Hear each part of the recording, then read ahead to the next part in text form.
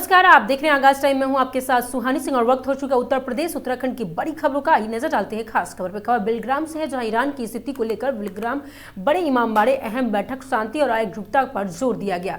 बिलग्राम के मध्य पूर्व में ईरान में मौजूदा हालात को मद्देनजर बिलग्राम शांति संयम और आपसी भाईचारे को बनाए रखने के उद्देश्य से आज बड़ा इमामबाड़ा में एक महत्वपूर्ण बैठक आयोजित की गई। बैठक की अध्यक्षता कोतवाली प्रभारी विजय कुमार ने की। बैठक में शिया समुदाय के प्रमुख लोगों ने भाग लिया, जिनमें मिसाम जैदी, विरासत हुसैन, इमरान बिलग्राम, नजमिया, हैदर मेहंदी जैदी और फाजिल बिलग्राम, अली जैदी, फिज और मुन्ना प्रमुख रूप से मौजूद रहे। बैठक का मुख्य उद्देश्य ईरान में घट रही घटनाओं के प्रभाव के लेकर क्षेत्र में शांति व्यवस्था बनाए रखना, किसी भी प्रकार की अफवाह या भावनात्मक उकसावे से बचना और कानून व्यवस्था को मजबूत रखना। कोतवाल विजय कुमार स्पष्ट कहा है कि भारत की गंगा जमुना तहजीब हमारी सबसे बड़ी ताकत है। उन्होंने अपील की है कि अंतर्राष्ट्रीय घटनाओं को लेकर कोई भी प्रतिक्रिया कानून के दायरे में रहकर शांतिपूर्ण ढंग से व्यक्त किया जाए। पुलिस प्रशासन हर स्थिति में नजर बनाए हुए हैं। शिया समुदाय के प्रतिनिधियों को कहा कि ईरान में हालात को लेकर समुदाय भावनात्मक रूप से जुड़ा है, लेकिन बिलग्राम की सरजमी पर हमेशा अमन, भाईचारे और कानून को सम्मान किया गया है। उन्हें प्रशासन को पूर्ण सहयोग का भरोसा दिलाया। बैठक सौहार्दपूर्ण वातावरण में संपन्न हुई और शांति बनाए रखने के सर्वसम्मति से संकल्प लिया गया।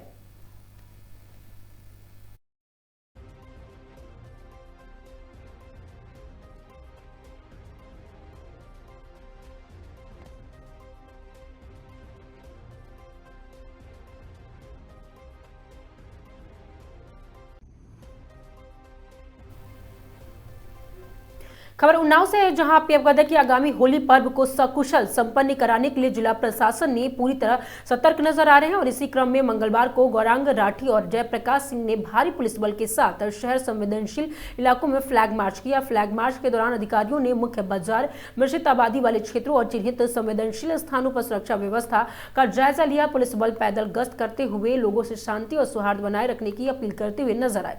अधिकारियों ने स्पष्ट किया है कि होली के दौरान किसी भी प्रकार के अराजकता या हुड़दंग बर्दाश्त नहीं किया जाएगा। इस दौरान प्रशासनिक और पुलिस अधिकारियों ने डीटी पर तैनात कर्मियों को आवश्यक दिशा निर्देश दिए। ड्रोन कैमरों और सीसीटीवी के माध्यम से निगरानी, अतिरिक्त पुलिस बल की तैयारी और सोशल मीडिया पर सतर्क निगाह रखने जैसी तैयारियां विशेष जोर दिया गया।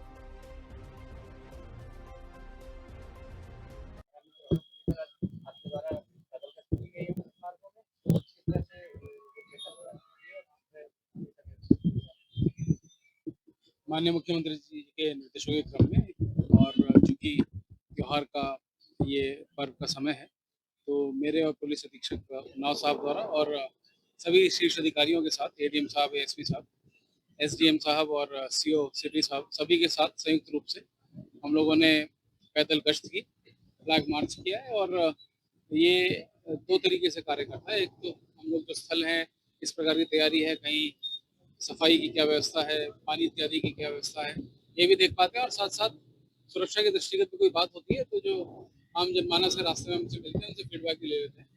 तो ये दोनों ही विभागों के सापेक्ष ये कार्रवाई हो रही है। इसके अलावा हम लोग थाना गंगा घाट और थाना चलगंज का एरिया भी कवर करेंगे।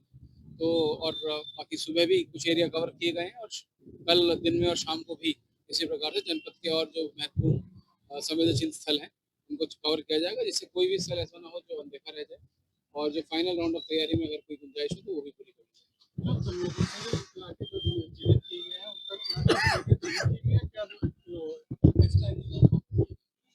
जो घनी आबादी के क्षेत्र होते हैं, मिश्रित आबादी के क्षेत्र होते हैं, उनको अमूमन चिन्हित किया जाता है, क्योंकि वहाँ पे जो होलिका दहन है, वो होलिका दहन का जो साइट है उसका चयन प्रॉपर हो, कहीं किसी प्रकार की घटना ना होने पाए।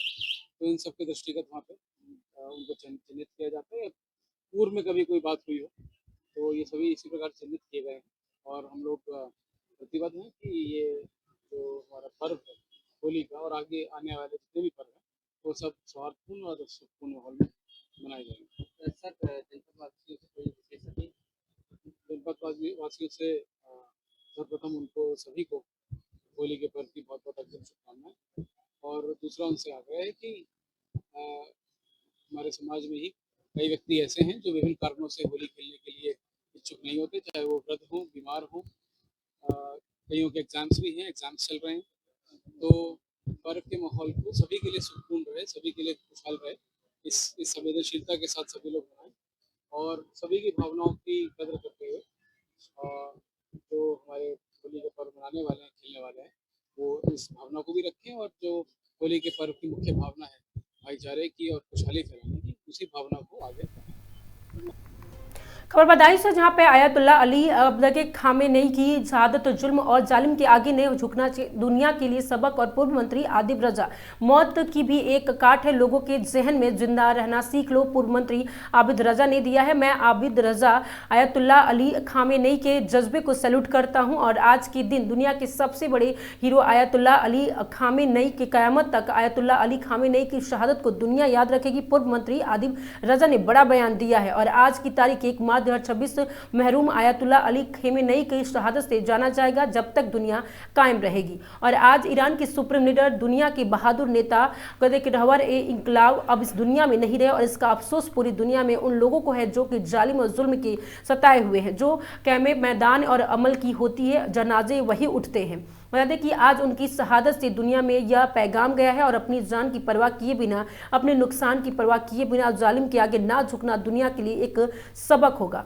बता दें कि आयतुल्ला अली खामेनेई ने साहब 86 साल के, लेकिन बहादुरी के लिए जिस्म और उम्र भी आड़े नहीं आती। मैं हमेशा कहता हूं कि इंसान के पास दो चीज़ें होती है, एक जिस्म और दूसरे रूह, जिसमें की ग़िज़ा रिजवक होती है। और बता दें कि जिस तरह से जिस्म की मजबूती बनाया जाता है उसमें आदमी तकवार बनता है। दूसरी चीज़ इंसान की रूह, उसकी ग़िज़ा ईमान होता है, आध्यात्मिक रूह होती है और रूह से मजबूत होने से आदमी बहादुर बनता है। खामेनेई साहब की उम्र भले ही 86 साल की थी, लेकिन रूह बहुत ही मजबूत भी और बहादुर भी थे। जो अल्लाह से डरता था, जो सर अल्लाह के आगे झुकता था, उस सर को अल्लाह दुनिया में कमज़ोर नहीं होने देता। वह सर दुनिया में किसी के आगे नहीं झुकने देता। अल्लाह ताला के खामेनेई का सर किसी के आगे झुकने नहीं दिया, उस सर को अपने पास बुला लिया। क़यामत तक उस सर का नाम दुनिया में जिंदा रहेगा।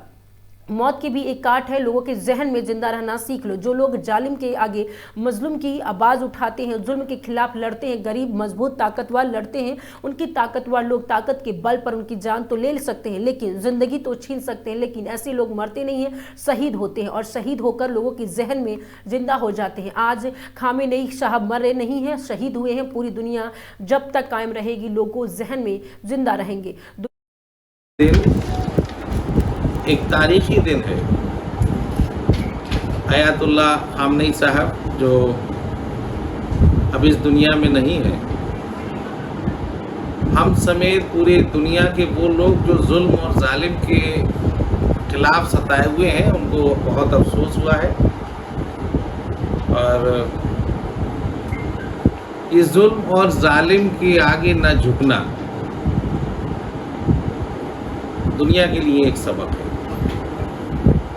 एक 86 साल के बुजुर्ग ने वो हिम्मत जुटाई जो अमेरिका के खिलाफ और ट्रंप के खिलाफ दुनिया का कोई मुल्क नहीं दिखा पाया। आज दुनिया में ताकत की बुनियाद पे अमेरिका और ट्रंप जिसे चाहता है दबाता है और जैसे चाहता है अपनी बात मनवाता है। और कुछ देशों के, कुछ मुल्क के लीडर ना चाहते हुए भी ट्रंप की और अमेरिका की बात मानने को मजबूर है। लेकिन ऐसे दौर में एक 86 साल के बुजुर्ग ने ये हिम्मत जुटाई अमेरिका और ट्रंप के खिलाफ, जो ना दबा ना झुका। और जाहिर सी बात है कि जब उन्होंने लड़ाई कोई लड़ी होगी तो उनके जहन में होगा कि इनाम के तौर पे शायद मौत ही आएगी। और अक्सर ये देखा गया है कि जब कोई ताकतवर के खिलाफ लड़ता है, क्योंकि ताकतवर आदमी जालिम भी हो जाता है, तो नुकसान एक ना एक दिन कमज़ोर का, चाहे फिजिकली हो चाहे आर्थिक हो, और अगर जंग बड़ी है तो उसके हिस्से में मौत ही आना तय होता है। तो वही हुआ। लेकिन इस बात का भी इतिहास गवाह है कि जिन्होंने जुल्मों की लड़ाई में अपनी शहादत दी है, वो उनके पीछे पूरी दुनिया रहती है। जिंदगी तो जीत लेते हैं जालिम लोग, लेकिन अपनी सोच नहीं जिता पाते। जो जुल्म की उनकी सोच है वो नहीं जीतती। जीतता वही है जो अपनी जिंदगी भी गंवा देता है। मौत की भी एक काट है कि लोगों के जहन में जिंदा रहना सीखे। आज खामनेई साहब इस दुनिया में नहीं रहे, लेकिन मुझे लगता है कि जब तक क़यामत आएगी जब तक खामनेई साहब का नाम रहेगा। इजराइल से प्रधानमंत्री जी का भी लौटना हुआ, इस घटना को कैसे देखते हैं आप? देखिए, मैं अभी अपनी बात पूरी कर लूँ। जो सर अल्लाह के और भगवान के आगे झुकते हैं, वो सर अल्लाह और भगवान किसी के आगे झुकने नहीं देते। और अगर हालात ऐसे बन जाए तो फिर वो उस सर को अल्लाह और भगवान अपने पास बुला लेता है। दुनिया का ताकतवर मुल्क है अमेरिका, और इंसान जब किसी अमल की अच्छाई की लड़ाई लड़ता है, कोई कौम अपनी उसूल की लड़ाई लड़ती है, तो उसके कौम के हिस्से में जनाजे आते हैं। बुज़दिल कौमें अपने घरों में छुप कर बैठ सकती हैं। तो मेरे हिसाब से आज तकलीफ, अफसोस लफ्ज़ छोटे हैं। जिस तरह से लोग शहीद होते हैं अपने मुल्कों के लिए, वो ईरान के एक बड़े लीडर रहे, 40 साल उन्होंने अपनी हुकूमत की, और दुनिया में पूरी दुनिया के लोग अगर संघर्ष के रूप में उन्होंने अपनी एक पहचान बनाई, मैं उनके जज्बे को सलूट करता हूँ। और मेरी एक बात और कहना होती है कि इंसान के अंदर दो चीज़ें होती हैं, एक जिस्म और एक रूह या आत्मा। तो जिस्म तो ताकतवर बनता है ग़िज़ा, मतलब रोटी खाना, एक्सरसाइज, इन चीज़ों से, लेकिन रूह जो मजबूत होती है वो होती है आपकी आध्यात्मिकता से, आपके ईमान से, आपकी सच्चाई से, आपकी ईमानदारी से, आपके संघर्ष से। जुल्म के ख़िलाफ़ आप कितनी मजबूती से आवाज़ उठा सकते हैं, आप अल्लाह और भगवान की मखलूक की किस ईमानदारी से साथ खड़े हो सकते हैं। सामने ये ना देखें कि कितना बड़ा ताकतवर आदमी खड़ा है, तो उससे रूह और आत्मा मजबूत होती है। जिस्म से लोग ताकतवर बन सकते हैं, लेकिन बहादुर नहीं बन सकते। लेकिन जिसकी रूह और आत्मा मजबूत होती है वो बहादुर होता है। तो यही मिसाल है कि लोग उम्मीदें करते हैं कि नौजवान बहुत बड़ा काम करेगा, अच्छी बातें करते भी हैं, लेकिन एक 86 साल के उम्र के शख्स ने ट्रंप से मुकाबला किया, अमेरिका से मुकाबला किया, ज़िंदगी भी अच्छी जी, और मौत के बाद भी ऐसी ज़िंदगी कि हज़ारों साल, हज़ारों मील दूर आबिद रज़ा उनके लिए तकरीब अपनी बात कह रहा है, उनके अच्छाई में कह रहा है। तो ये उनकी कामयाबी नहीं है तो क्या है? दुनिया के सारे लोग जो सेकुलर लोग हैं, जो जालिमों से सताए हुए हैं, उनको अफसोस हुआ है, उनको तकलीफ हुई। ट्रंप ने, अमेरिका और इजराइल ने मिलकर ये हमला किया था ईरान पर। अभी कुछ दिन पहले इजराइल से प्रधानमंत्री की यात्रा वापस लौटे हैं वो। इस बात को किस तरीके से देखते हैं? कांग्रेस वगैरह ने काफ़ी आरोप लगा रहे हैं प्रधानमंत्री पर। देखिए, मुझे मरहूम आयतुल्लाह खामनेई साहब की शहादत का अफसोस है। मैं इस पे ही बात करूँगा, इस पे इस बात को कहना, क्योंकि ईरान से बहुत अच्छे संबंध हमेशा हिंदुस्तान के रहे। देखिए, मेरा कहना मुनासिब नहीं है। भारत के बहुत सारे लोग ईरान में हैं। जी, तो सरकार की जिम्मेदारी है, कब बुलाएगी, हिंदुस्तान आ जाना चाहिए, वापस आ जाना चाहिए। बताया था खामनेई साहब की उत्तर प्रदेश से भी कोई जुड़ाव था? मेरी जानकारी।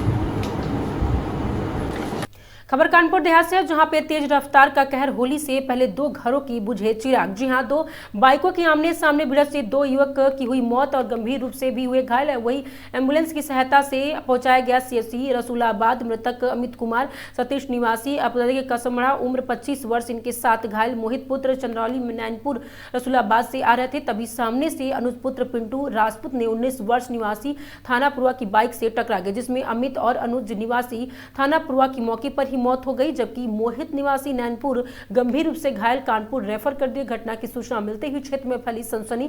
थाना रसूलाबाद क्षेत्र के मेघाजाल मोड़ के पास की एक पूरी घटना बताई जा रही है।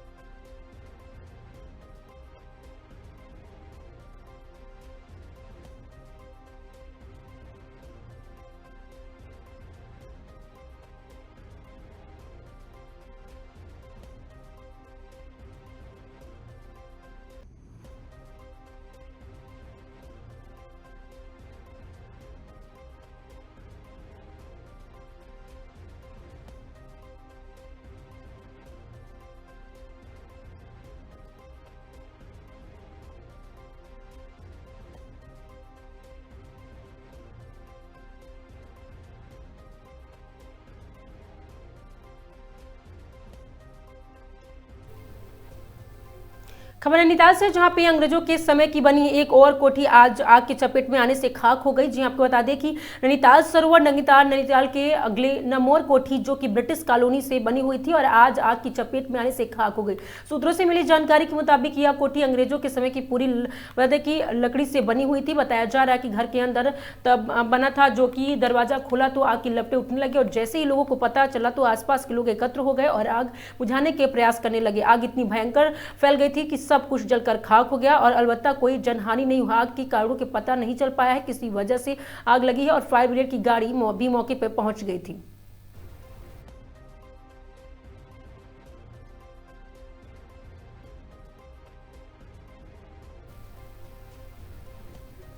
खबर जसपुर से, जहां पे बता दें कि देवभूमि उत्तराखंड के जनपद उधम सिंह नगर के जसपुर नगर से सामने आ रही है, जहां पे प्यारों की अगुवाई में गुरुद्वारा अजीतपुर साहिब कुटिया के चलकर गुरुद्वारा कहते कि पतरामपुर साहिबा कुटिया जाने के दौरान जसपुर नगर पहुंचने पर नगर कीर्तन साहिबा के सिख समुदाय की संगत की पुष्प वर्षा कर भव्य रूप से स्वागत किया गया। इसके साथ साथ अन्य सामाजिक संगठनों और जनप्रतिनिधियों की भी स्वागत किया गया। वहीं आपको बताते चले कि हर वर्ष की भांति इस वर्ष भी बाबा दर्शन और कुल्लीवाले से सिख धर्म के 10वें गुरु रहे गुरु गोविंद जी के महाराज के प्रकाश पर्व के मुख्य रखते हुए सुबह 5 बजे प्रारंभ हुए और ये नगर कीर्तन महानगर काशीपुर होता हुआ कुंडा चौराहा के रास्ते जसपुर पहुंचा और इस दौरान मार्ग में जगह जगह सिख धर्म के संगीत से नगर कीर्तन साहिबा के स्वागत के फल प्रसाद जल सहित अन्य प्रकार के प्रसादों का लंगर लगाया गया। तो वहीं जसपुर में भी सिख संगत ने पुष्प वर्षा कर भव्य स्वागत किया। वहीं राजनीतिक और सामाजिक संगठनों ने भी नगर कीर्तन का 5 की प्यारों का स्वरूप बनाकर स्वागत किया और कीर्तन में पालकों में सवार होकर चले गए। साहिबा को मत्था टेका, उनका आशीर्वाद लिया। उनके पश्चात जसपुर में प्रस्थान कर कि पतरामपुर गुरुद्वारा साहिब कुटिया पर पहुंचकर समापन हुआ। गुरु ग्रंथ साहब जी के छत्र छाया में दर्शन सिंह कुल्ली वालों की याद में और जो हमारे बाबा गुरुदेव सिंह जी हैं उनके मार्गदर्शन में प्रतिवर्ष ये नगर कीर्तन निकलता है, जो जीतपुर से जाके पतरामपुर तक जाता है। इससे जो गुरु ग्रंथ साहब जो का जो उपदेश है वो जन जन तक पहुंचाने के लिए ये कार्य प्रतिवर्ष जो है बाबा गुरुदेव सिंह जी द्वारा किया जाता है। सर्व समाज के लोग इसमें जो सिख धर्म को मानने वाले लोग जो नगर कीर्तन निकालते हैं उसमें जो है सभी धर्मों के लोग बढ़ चढ़ कर सेवा करते हैं, जिसमें पानी के प्याऊ फल वितरण किया जाता है और जो बाबा जी गुरुदेव सिंह जी आते हैं उनका सरोपा भेंट करके जो पंच प्यारे हैं उनको संगत को सरोपा भेंट किया जाता है और उनका जो है आशीर्वाद दिया जाता है। खबर बिहार भागलपुर से, जहां पे आप कहते हैं कि बुधचुक थाना परिसर में होली पर्व के शुभ अवसर पर शांति समिति की महत्वपूर्ण बैठक संपन्न हुई। बैठक में क्षेत्र के मुखिया, सरपंच, पंचायत समिति सदस्य, वार्ड सदस्य सहित कई गणमान्य ग्रामीणों ने भाग लिया। सभी ने मिलकर यह संकल्प लिया है कि होली का त्यौहार आपसी भाईचारे, प्रेम, सौहार्द के साथ मनाया जाएगा। बैठक के दौरान थाना प्रभारी उपस्थित लोगों से अपील की है कि पर्व के समय किसी भी प्रकार के अफवाह पर ध्यान न दे और कानून व्यवस्था बनाए रखने प्रशासन का सहयोग करें। उन्हें कहा कि होली खुशी और उमंग का पर्व है और हमें शांतिपूर्ण ढंग से मनाना हम सभी का जिम्मेदार है। मुखिया और सरपंच ने भी अपने विचार रखते हुए कहा कि गांव में किसी भी तरह के अप्रिय घटना ना हो और इसके लिए सभी वार्डों में निगरानी रखी जाएगी। युवाओं में विशेष आग्रह किया गया है कि नशा और हुड़दंग से दूर रहें तथा एक दूसरे की भावनाओं का सम्मान करें। बैठक के अंत में सर्वसम्मति से निर्णय लिया गया और पर्व के दौरान पुलिस और ग्रामीण मिलकर क्षेत्र में शांति और सद्भाव बनाए रखने ताकि होली का त्यौहार हर्षोल्लास के साथ संपन्न हो सके। इस बैठक में मोहम्मद रशीद, हारून, विजयराम, रुस्तम, राजेश कुमार, निष्कांत मंडल, शंभू यादव, अविनाश कुमार, बहुत सारे ग्रामीणों ने इस बैठक में भाग लिया।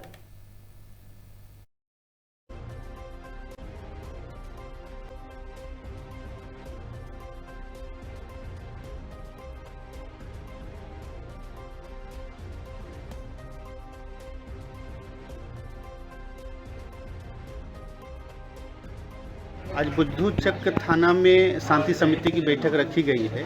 आम जनता को क्या संदेश देना चाहेंगे? आम जनता को यही संदेश देना चाहते हैं कि जो अभी होली का त्यौहार है, आगामी होली के पर्व के त्यौहार में त्यौहार शांतिपूर्ण माहौल में मनाएं एवं डीजे का यूज नहीं करें। डीजे पर पूर्णतः प्रतिबंध लगाया गया है और जो अभी अवैध शराब के चल रहा है तो उसमें शराब कहीं से पी करके कोई नहीं आए। अगर शराब पी के हंगामा नहीं करें, अगर कहीं भी चौक चौराहे पर कोई हंगामा करता है तुरंत सूचना थाना को दें, उस पर कार्रवाई किया जाएगा। और अगर किसी भी अवैध काम की सूचना मिले तो आप थाना को सूचित करें, उसमें कार्रवाई किया जाएगा। खबर बिहार झालावाड़ जिले से है, जहां पे भवानी मंडी और एमएमए के नेत्र वाचर और वैतरिक योजना के तहत आज बड़ा जनहितकारी कार्यक्रम आयोजित किया गया। जिला अभियंता निवारण समिति झालावाड़ के तत्वाधान में 1 मार्च 2026 को उप जिला चिकित्सालय भवाना मंडी के नेत्र विभाग में निःशुल्क चश्मा पंजीकरण एवं वितरण शिविर लगाया गया। कार्यक्रम में उप निदेशक डॉक्टर रोहिताश कुमार एवं सीनियर अपराधिक ऑफिसर राकेश कुमार मीणा की मौजूदगी में मरीजों की आंखों की जाँच की गई। शिविर के दौरान कुल 45 मरीजों को नेत्र जाँच की गई, जिनमें से बता दें कि 24 जरूरतमंद मरीजों को मौके पर ही निःशुल्क चश्मे वितरित किए गए। यह योजना विशेष रूप से उन लोगों के लिए लाभकारी साबित हो रही है जो रोजमर्रा के काम में साफ दृष्टि पर निर्भर रहते हैं। लाभार्थियों में ट्रक और बस ड्राइवर, नई दर्जी, खाती तथा अन्य कारीगर वर्ग के लोग शामिल हैं। चश्मा प्राप्त करने वाले लाभार्थियों की योजना के लिए प्रशासन आभार व्यक्त किया। स्वास्थ्य विभाग के अधिकारियों ने बताया कि एमएमएम ने वाउचर योजना का उद्देश्य दृष्टि दोष से पीड़ित जरूरतमंद लोगों से समय पर उपचार और सहायक उपकरण उपलब्ध कराना है ताकि वो अपने कार्य को बेहतर ढंग से कर सके और दुर्घटनाओं की संभावना भी कम हो। इस आपदा के आयोजन से भवानी मंडी क्षेत्र के श्रमिक और कामगार वर्ग को सीधा लाभ मिला है और क्षेत्र में स्वास्थ्य सेवाओं के प्रति विश्वास और मजबूती हुई है।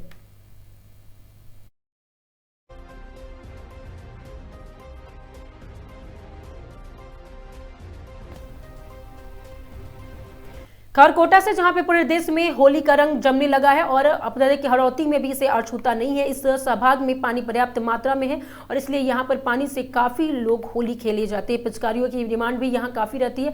हर साल अलग अलग तरह की पिचकारियां बाजारों में आती है और इस बार भी होली त्रिशूल, हनुमान जी का गोटा, तलवार, क्रिकेट बैट और बेलन की तरह पिचकारी मार्केट में आई है और यह अधिकांश 10 से 15 फीट तक दूर अपनी पानी फेंकती है और इनका प्रेशर भी काफी अच्छा रहता है। इसके अलावा स्नोक, एरोप्लेन, गन, हथौड़ा, dinosaur, Indian cricket team dress, rocket launcher सहित अन्य पिचकारी भी बाजार में मौजूद है। रामपुरा इलाके की व्यापारी हितेश कहना है कि इस बार इस स्कूल के रूप में एक गुलाल आई है और ये बता दें कि टेलकम पाउडर ठंडा कुलकुल की तरह है और जिसने लगाने से ठंडा ठंडा एहसास होता है। इसकी डिमांड काफी और महंगी होने पर खरीद जोर पर पकड़ रही है। इसके अलावा अरारोट से बनी हुई हर्बल या नेचुरल गुलाल की डिमांड ज्यादा है। ज्यादातर लोग अपने स्किन और बालों का ध्यान रखते हुए बीते सालों की अपेक्षा यह मांग बढ़ गई है और इसी को देखते हुए कंपनी ने अलग अलग पैकिंग में हर्बल गुलाल को अलग अलग कलर से उपलब्ध कराया गया। मार्केट में तरह तरह की पिचकारियां और रंग चीन से पार्ट्स भारत में अनसेंबल व्यापारी जितेंद्र मतानी का कहना है कि जब से मेक इन इंडिया का कंसेप्ट आया है अधिकांश इलेक्ट्रॉनिक्स पिचकारी भारत में ही बनने लगे हैं। इनमें हालांकि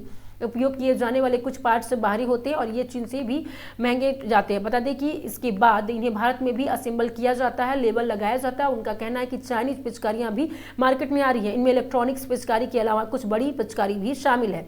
जीएसटी कम होने के दाम में किसी व्यापारी हितेश का कहना है कि इस बार बता दें कि पिचकारियों के दाम में भी जीएसटी का असर देखने को मिला है। भारत सरकार ने कई स्लैब में जीएसटी कम किया था और इसका असर पिचकारियों पर भी आया है। करीब 20 से लेकर 100 रुपए तक पिचकारी के दाम कम हुए हैं और उनके पास में 10 से लेकर 1000 तक की पिचकारी है। पिचकारियों को टायर्स में आती है और इनमें इलेक्ट्रॉनिक आइटम पर 18% बताइए कि जीएसटी में, जबकि शेष गैर इलेक्ट्रॉनिक्स पर 5, 12 और कुछ पर 18% आसपास जीएसटी है और इनमें से कुछ आइटम पर जीएसटी कम नहीं किया गया है, लेकिन फिर भी दामों में कमी आई है।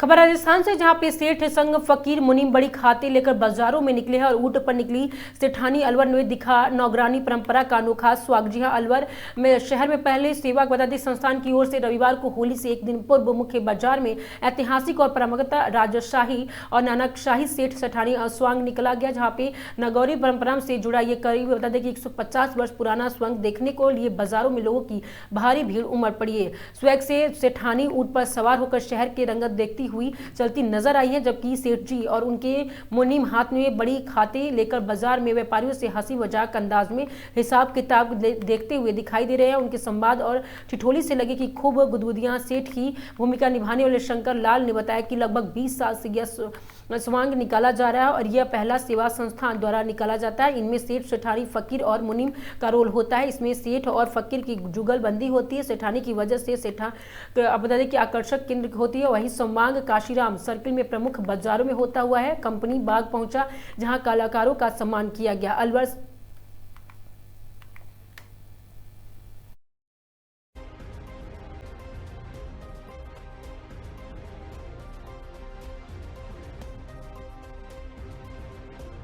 जी भैया, ये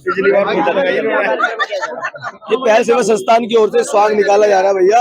हर साल ये स्वांग निकाला जाता है। नागौरी स्वांग है। इसमें होली का हर्ष उल्लास होता है। लोग, व्यापारी और आम जन इसको ये हर साल याद रखते हैं, हर साल ध्यान रखते हैं कि भाई ये स्वांग कब आएगा। ये काशीराम चौराहे से पूरे बाजार में होके कंपनी बाग संपन्न होता है। शंकर लाल सैनी।